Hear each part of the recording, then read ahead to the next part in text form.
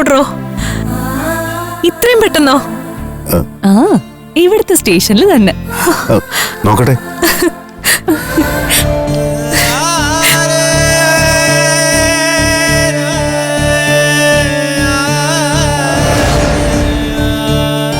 മനസ്സ് നിറഞ്ഞു ചേച്ചിക്ക്.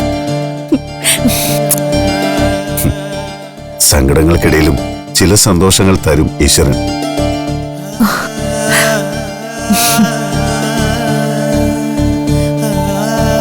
മക്കളുടെ രണ്ടുപേരുടെയും കല്യാണം മുടങ്ങിയിട്ടും അച്ഛന് സന്തോഷിക്കാൻ വകയുണ്ടോ ഇത്?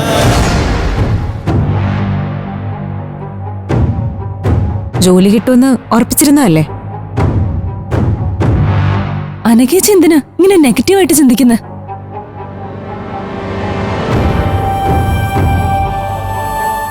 ഞാൻ ചിന്തിക്കുന്നത് നെഗറ്റീവാണെന്ന് നിന്നോട് ആരാ പറഞ്ഞത്?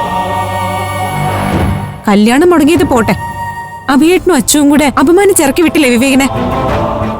അതെനിക്ക് സഹിക്കാൻ പറ്റില്ല. അതൊക്കെ അപ്പോഴത്തെ ആ സങ്കടത്തിൽ പറഞ്ഞു പോകുന്നതല്ലേ. നമുക്കവന് സാവകാശം പറഞ്ഞ് മനസ്സിലാക്കാം മോളെ. എത്ര പറഞ്ഞ് മനസ്സിലാക്കിച്ചാലും നാവിൽ നിന്ന് വീണ വാക്കുകൾ തിരിച്ചെടുക്കാൻ പറ്റില്ലല്ലോ.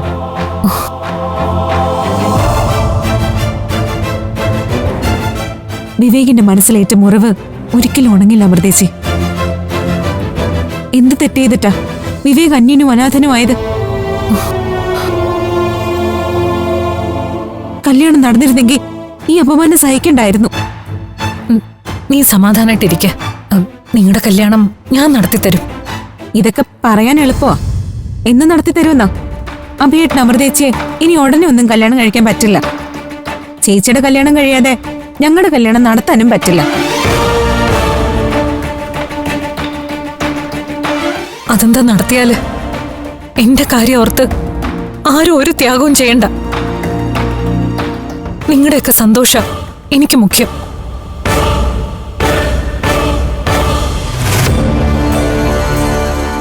നിന്റെ കല്യാണം ഉടനെ നടത്തും. ഇതൊന്നും നടക്കുന്ന കാര്യമല്ല അമൃതേച്ചി. അഭിയേട്ടനും വിവേകും തമ്മിലുള്ള വഴക്ക് തീരാതെ കല്യാണം ഒന്നും നടക്കില്ല. വഴക്കൊക്കെ നമുക്ക് പറഞ്ഞു തീർക്കാന്നേ. എന്ന് വഴക്കൊക്കെ തീർന്നു വരുമ്പോഴേക്കും മൂക്കിൽ പല്ല് മുളയ്ക്കുമായിരിക്കും.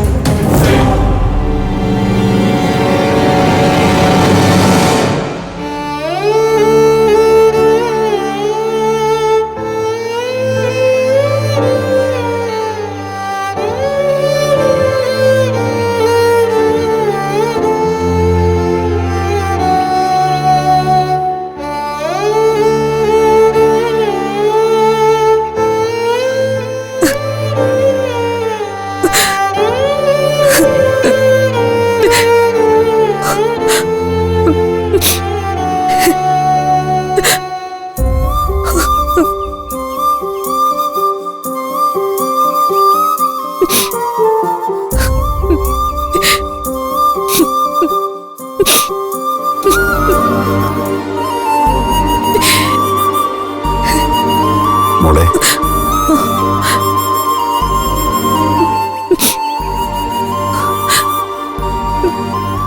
സങ്കടപ്പെടരുതെന്ന് ഞാൻ പറയില്ല. എന്റെ മോൾക്ക് സങ്കടം ഉണ്ടാവും, സഹിക്കാൻ. ആ, എന്റെ മോൾക്ക് കല്യാണത്തിന് സമയമായിട്ടില്ലെന്ന് വിചാരിച്ചാൽ മതി. കല്യാണം നടക്കാത്തതൊക്കെ ഞാൻ സഹിക്കാച്ച, പക്ഷേ ഈ കുത്തുവാക്കുകൾ സഹിക്കാൻ പറ്റുന്നില്ല. മുമ്പേ മരണം അറിഞ്ഞിരുന്നെങ്കിൽ എന്റെ കല്യാണം അങ്ങ് വേണ്ടെന്ന് വെച്ചാ മതിയായിരുന്നില്ലേ? അനക്കയുടെ കല്യാണം നടന്നിരുന്നെങ്കിൽ ഞാൻ ഈ പഴി കേൾക്കണായിരുന്നു. വിവേകും കൃഷ്ണനും കൂടി മരണം മറച്ചു വെച്ചതിന് എന്റെ മോള് തെറ്റുകാരിയാണോ? പക്ഷെ എല്ലാം ഇപ്പൊ എന്റെ ദോഷാണെന്നല്ലേ പറഞ്ഞു വരുന്നത്? അഭി പോലും എന്നോടൊന്ന് മനസ്സ് തുറന്നൊന്ന് സംസാരിക്കുന്നില്ല അച്ഛാ. മോളെ, ഇപ്പോഴത്തെ അവന്റെ മാനസികാവസ്ഥ അത് നമ്മൾ തിരിച്ചറിയണ്ടേ? ഞാൻ അഭി അച്ഛനൊക്കെ മനസ്സിലാക്കുന്നുണ്ട്. പക്ഷെ എന്റെ മനസ്സ് ആരും കാണുന്നില്ലല്ലോ. സഹിച്ച് സഹിച്ച് മടുത്തു. എന്റെ അനിയത്തിമാര് പോലെ എന്നെ കുറ്റപ്പെടുത്തി തുടങ്ങി. എനിക്കിനി വയ്യ. എന്തിനാ എനിക്ക് ഈ ജീവിതം? മോളെ